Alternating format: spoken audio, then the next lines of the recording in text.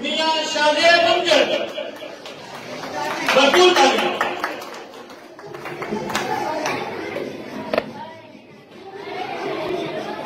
ہری ہے شاہ تمنا ابھی جے تو نہیں، دبی ہے آگے جگر مگر بجھی تو نہیں، جفا کی تیغ سے گردن وفا شعاروں کی کٹی ہے برسر میدان مگر جھکی تو نہیں۔ صدر محترم، کشمیر کی آزادی کا سورج 1586 عیسوی میں ایسا غروب ہوا کہ آزادی کی زوفشانی ہمیشہ کے لیے ٹوٹ گئی اور بربریت نے اپنے ڈھنچے گاڑ لیے۔ اس وقت سے لے کر آج تک کشمیری قوم شمع آزادی کے لیے اپنی جانوں کا نذرانہ پیش کر رہی ہے۔ 100 دہائیوں سے قربانیوں کا لامحدود سلسلہ جاری ہے۔ کشمیریوں کی تیسری اصلاح کو ان کے راستے پر بہرے سبب ہے۔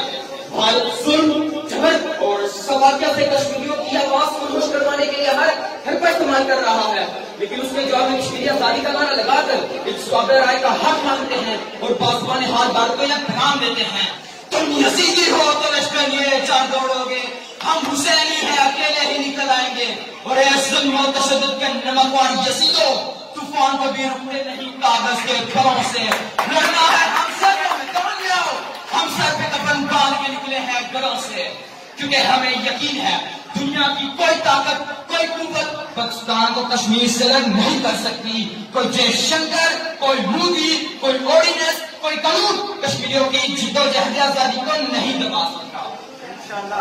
آزادی کشمیریوں کے وقت اور مقدر میں لکھ دی گئی ہے۔ انشاءاللہ مجھے یقین ہے کشمیر کا بچہ بچہ اپنے لہو سے اپنی وادی کے ماتھے پر آزادی لکھے گا، اور پاکستان کا بچہ بچہ اپنے لہو کے آخری تک رہتا کشمیریوں کے ساتھ رہے گا۔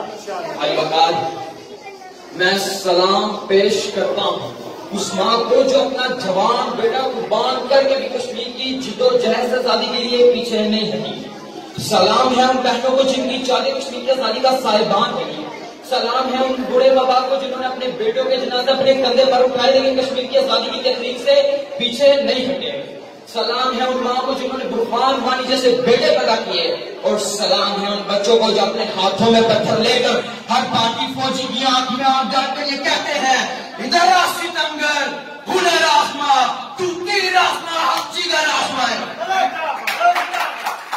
ہم آج کو جنگ لڑنے نہیں آئے، لیکن ہم یہ بتانے ضرور آئے ہیں کہ اگر کبھی جنگ کا ارادہ ہوا تو پاکستانی قوم کا ہر ایک فرد سرحد پر اپنی جان قربان کرنے کے لیے تیار ہے۔ ہم حق اور سچ کے ساتھ کھڑے ہونے آئے ہیں۔